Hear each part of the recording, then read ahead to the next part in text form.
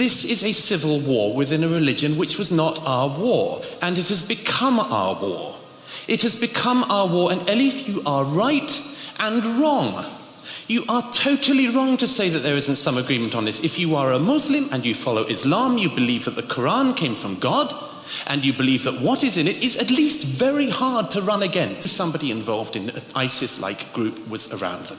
Another poll showed 2/3 of British Muslims saying they would not go to the police if they knew somebody involved in extremist activity. What the hell are we doing? What the hell are we doing in ignoring?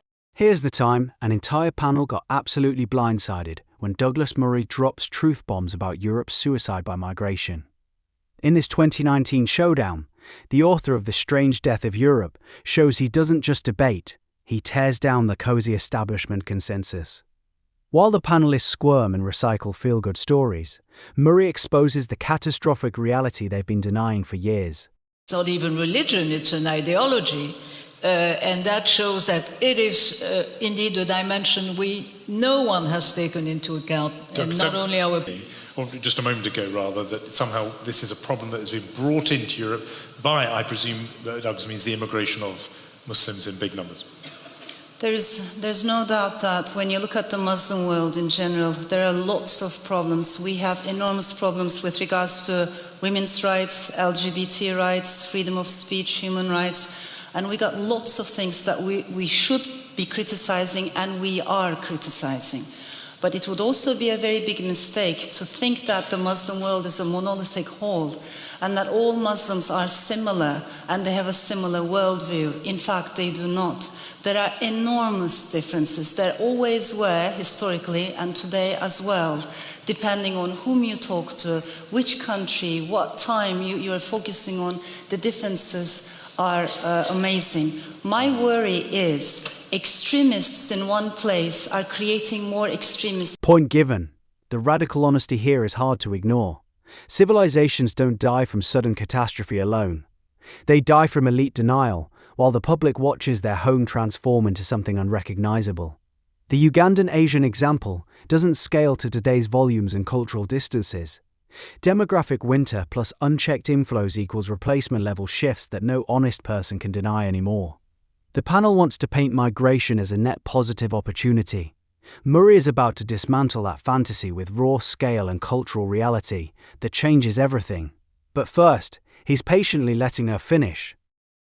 Whether we like it or not, we're all far too globalized to think that by closing our doors and surrounding ourselves by walls, we will be safe and away and removed from all these problems. We won't. We're all of us in this together. It is a massive, terrorism is a big international global problem, and it can only be solved through global... Europe is not at peace with itself. Decades of mass migration without real integration have left the continent tense. Cities where native voices feel pushed aside. Streets where grooming scandals were ignored for years because authorities feared racism labels. Polls showing worrying attitudes among some Muslim communities on free speech, LGBTQ rights, and extremism. This debate between Douglas-Murray and Elif Shafak is nothing but a window into the bigger struggle. With regards to the burkini ban in France, I sincerely believe it was very, very wrong. It was a big mistake.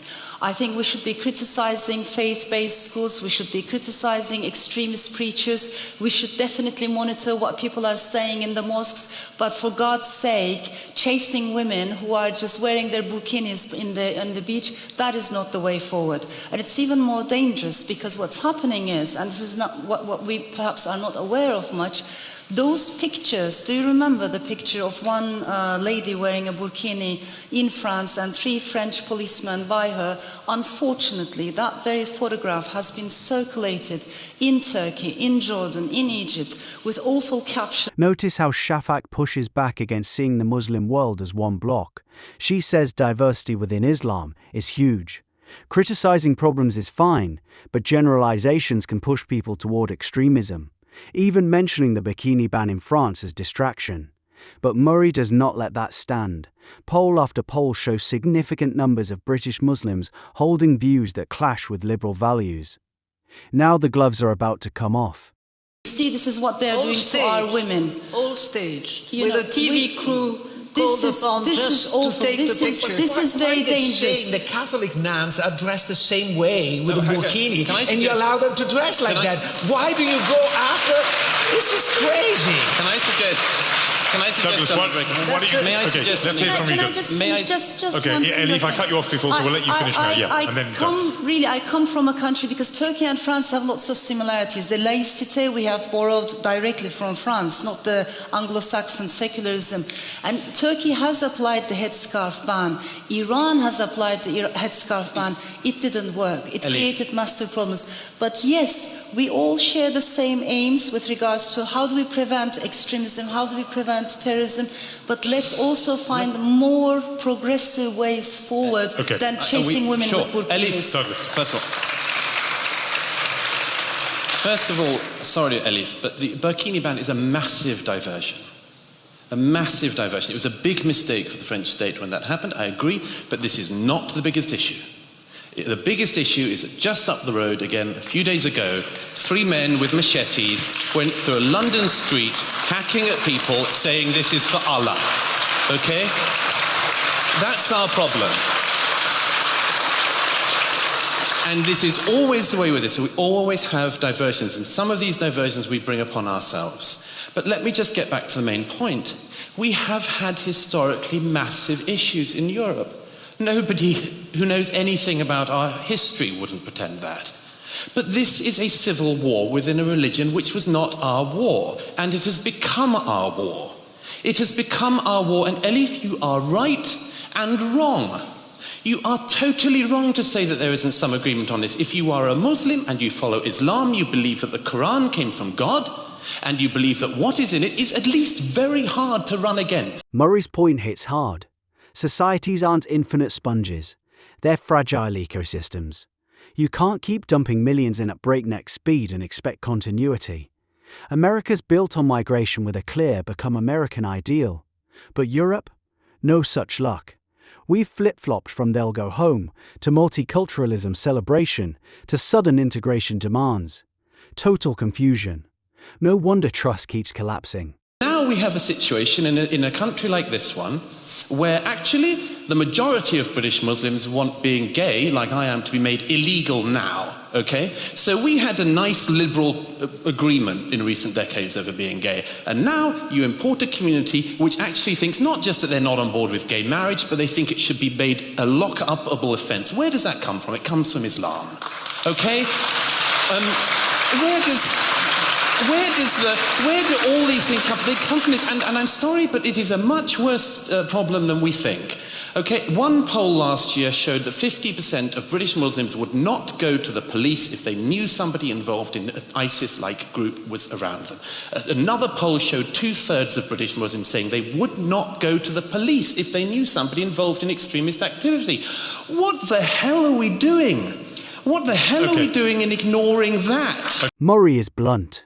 This is not just a few bad apples. It is a systemic issue. Britain gave asylum to families fleeing Libya. Their son ends up at Manchester Arena blowing up children. The failure is not just individual. It is a failure of vetting, integration, and honesty. Shafak wants dialogue and solidarity. What she does not yet realise is the first step to that is admitting the problem and slowing the flow. Manage what you have, and support reformers who are often attacked by their own side. And just when you think the argument is settled on numbers, the deeper cultural and security costs come roaring in. I will. I'm going to let you come back. I just want to press Douglas on a question because I want to know if we accept what you said, and so obviously a lot of people in this room do, and I think quite a lot don't. I want to know what you do with this sentiment, because you have just described an issue, a difference with not just the people who went on a murderous rampage in Borough Market, but with Britain's entire Muslim community, 2 or 3 million people. So what are you actually practically saying? You're saying that this is a faith that didn't exist here before, therefore a problem that didn't exist here before. Are you suggesting these 2 or 3 million British citizens somehow have to now leave the country? No, of course not. Of course. So what are you suggesting? The first thing is you admit this issue and you slow down or stop the flow. The obvious thing, if you've got a problem, admit to it and slow the flow. Okay? The second thing is, obviously, you try to work on the people you have here. Obviously. You can't... What does work on mean? Well, you hope that over many, many generations things will change. Of course, the problem we all have is a situation like the case of Salman Abedi. This country gave his parents asylum. They fled from Libya. We gave his parents asylum. Now we're working out what his parents actually believed. But actually, then 2 weeks ago, their son goes into a Manchester arena and blows up 22 people, one for every year of life this country gave him. So we could be in a situation where we're saying, okay, the first generation are fine, but we've no idea what their children are going to do. And I would very quickly make this point. Really quickly, if you want to see the depth of this problem and a possible solution, see who the most vilified people in the Muslim community in this country, they are the reformers. Every single case, it's the reformers. Okay, and one of the London Bridge attackers last year attacked an imam who's a friend of mine in London. Okay, everybody knows this. The reformers are on the edge of this, and This is the heart of it. Europe imported a challenge it was not ready for. France with its banlieues, Sweden with gang violence, Germany with crime shifts after 2015, Britain with grooming reports that took years to admit. The pattern is the same. When large groups arrive from cultures with different values on women, free speech and loyalty, friction follows. History shows this. From the fall of Rome to modern Lebanon, when the host culture loses confidence and the newcomers do not fully adopt it, the result is division. This is the part Shafak explodes with the democratic deficit, and where the radical disconnect between rulers and ruled becomes undeniable. Okay. The reformers may lose, and that used to be a big tragedy for the Islamic world, and now it's a tragedy for Britain. Okay, Elif wants to come in and then we're going to questions. Quick response from you and then we must hear from our audience, yeah. I think it's really unfair. I mean, what makes us think that all of us, we are incredibly worried about what's happening, and I believe all of us want to find a solution forward. It's only how we're going to find a solution, that's what we are debating. I never said that, this was not an essential thing. I moved to England, and maybe, when you're an outsider, when you're a latecomer, you appreciate it even more. You love it even more. So that's a different thing.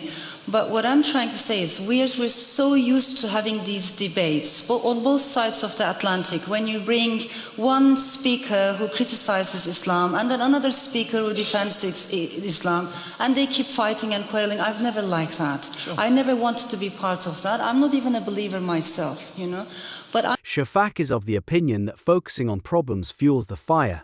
She wants common language and progressive solutions. Murray says ignoring the scale makes it worse. Reformers are marginalized. Extremists set the tone. The exchange feels like the continent arguing with itself. One side sees hope in dialogue. The other sees denial of reality. In Britain today, knife crime, grooming concerns, parallel communities. In Europe, rising support for parties that talk about borders. While the establishment calls it populism, voters are calling it common sense. Interested in dialogue, in peace, in faith, and I do note that the way forward is not by generalizing communities. The biggest problem we have today is how do we communicate with people who are not necessarily in this room? How do we find the same language? How do we reach out to girls, boys who do, yes, some of them come from conservative families, and yes, indeed, we must stop these fanatics, extremists. But if in doing so we generalize all Muslims, I'm very worried that we're adding fuel to the fire of extremism. I didn't generalize, I gave you very specific things. Let's pause it there. Let's begin to hear some questions and reactions from... Importing the next generation from Eritrea or elsewhere instead of fixing pensions and birth rates. That's not a plan. It is just kicking the can while changing the country forever. Murray has travelled the entry points. This isn't just war refugees, it's economic migration on a continental scale with zero serious vetting or integration strategy. The danger is that this panel's economic optimism ignores the cultural and security costs stacking up. I'm hoping there are people with microphones, and there's one over there. So keep your hand up there. Keep it up so that the lady there can go. And your guest to the woman there, that's good. And let's get a third one lined up. If you lady in red T-shirt there. I'm hoping she's got a microphone. She's walking across purposefully. Okay, then up there. Notice how Murray contends the public has not been given a real voice on the pace and scale of change. Polls across Europe show majorities want slower migration, especially from Muslim countries. Chatham House found majorities in many nations want no more Muslim immigration. The political class ignores this at its peril. Shafak wants solidarity. Murray says you cannot build solidarity on denial. The public sees the transformation. They feel it in their towns, schools and streets. Pretending otherwise breeds resentment. And one person from the audience couldn't help but ask this. Over here. My question is, what is the role of technology and the internet with all of this? Because it seems there is a parallel time frame for the last 10, 15 years with social media, multimedia coming into the forefront of everybody's lives and correlating with the rise of terrorism and all of these questions. As this video wounds up, here's one nut you need to crack on your way out. This debate is more than two people talking. It is Europe arguing with its future. The next time Douglas Murray faced a panel that intellectual, something in him snapped. And my view is that when you bring people in at that speed, at that scale, we make a fundamental mistake about our societies. And in actual fact, our societies and cultures are pretty fragile ecosystems. They're not things you can just keep on doing things to and expect the same thing to continue. But why does migration lead to the fall of Europe? And I still don't understand why it's leading to the fall as opposed to creating problems as well as opportunities. But migration doesn't lead to the fall of the United States. Well, there are several reasons for that. One is, of course, the United States is a country that was built on migration. It actually has migration as an ideal, the idea of it being a place you go to and become part of the American dream. Couldn't we do that too in Europe? Well, if we did want to do that, then we should start quite soon, and we're not doing that. But you wouldn't want to do it either, would you? Well, no, that's not true. My contention is that if we'd had this movement of people, and we had a clear idea of what we expected of people when they arrived, then it would be possible, it could be possible. But that is so far away from the discussion we've had for decades now, because we have consistently, I chart this in the book, we have been so muddle-headed about it. We had a time when we thought that everyone, for instance, Angela Merkel said this, we had a time after the war when we thought all the migrants would go home. We thought they wouldn't stay. The guest workers would do the job and then leave. And Germany couldn't do without them now. But that was a mistake. The fundamental thing about it was a mistaken idea. Then we had the idea that people would come and that they would become exactly like us. Then we said, we don't actually want you to become like us. We want you to celebrate your own culture, not the culture that we have in this country. And then we decided at some point in the last 10 years, actually, we do want you to become like us. These are totally different messages we've consistently given out. It's remarkable for all the issues that there are. It's remarkable, I think, how well we've coped as a country. And it always strikes me that, people come here because they see us as a land of opportunity, where we believe as they used to see America, a beacon. Murray is not predicting the future. He's simply refusing to lie about the present. A city on a hill. Exactly, where they value our freedoms, our democracy. Absolutely. And they know that they can build a life. I wouldn't absolutely guarantee that in all cases, Liz, if I may say so. I wouldn't guarantee that people move here because they want democracy. A lot of people you seem I to have see a bleaker view of what we are and what we can achieve in the people who come here. Look, my view is that when you go to the places that people enter Europe, as I have done a lot, if you go to those places, you find people, not just people fleeing war, but you find sub-Saharan Africans and others coming for a better life. Nobody blames them. We would do the same thing. The point is that Europe is a tantalising prospect because of our wealth, because of our opportunity, and we do not have an attitude as a continent about who it is who should be here. We at the moment allow anyone who walks into Europe, or in the case of this, who goes a few miles off the Libyan coastline, to be picked up by European naval vessels and brought into Europe. And that seems to me to be a very unwise policy, because, as I say, it is in the long term unsustainable. It does not ask the fundamental questions we should be asking. Hold on, I want to bring Michael back in. If Europe is in fall, surely, particularly the recent stagnation of Europe, that's much more to do with economic policy than with migration. Well, I think governments have allowed very large numbers of people to come in without making an equivalent investment in public services, in schools, in health. And that's happened in this country. And that has happened in this country. And so people are very worried about what is occurring. I think it is true that if certain sorts of migrant arrive who are hungry for work, who are entrepreneurial and so on, this can drive your economy forward. But I think you also have to be very careful to move at a pace that the population can accept. But the demography of Europe is a disaster for Europe. It's an aging population, particularly in Germany and in Italy. And In an era of manufactured consensus, that makes him dangerous to the establishment and essential to anyone who values truth over comfort. The panel never saw it coming because they lived in denial. Europe can't afford that luxury anymore. of younger people is surely what an economy needs. And I don't quite understand how the voters in Europe don't seem to agree with you. I mean, the French didn't agree with you. They have more reason than most to worry about migration because of a link with terrorism. They've just elected a pro-immigration president. Sure. The Germans are almost certainly going to re-elect Angela Merkel. She allowed 1 million refugees to come in with. People seem to be coping. First of all, on elections, I mean, this way in which Europe keeps on dodging bullets and thinking that no bullet was fired. I mean, you know, the Austrian Freedom Party... The Austrian Freedom Party got 46% of the vote, and everyone said, thank goodness we've seen off the far-right party. Geert Wilders comes only second in the Netherlands. Only a third of French people vote for Le Pen. If you want to consider how serious it is, look at the polling in France of what French people think about migration, and in particular issues of integration and culture.